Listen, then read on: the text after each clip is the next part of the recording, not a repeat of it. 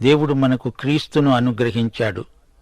ఈ అధ్యాయంలో 4వ వచనంలో బద్ధకముగా పనిచేసేవాడు దరిద్రుడవుతాడు, శ్రద్ధగలవాడు ఐశ్వర్యవంతుడవుతాడని ఉంది. 8వ వచనంలో పనికిమాలిన వదరుబోతు నశిస్తాడని ఉంది.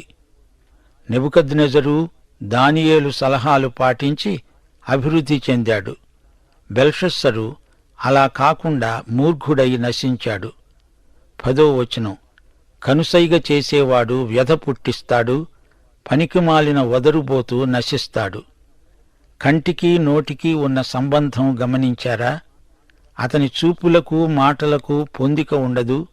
ఈ వచనం మనకు ఇస్కరియోతు యూదాను జ్ఞాపకం చేస్తున్నది.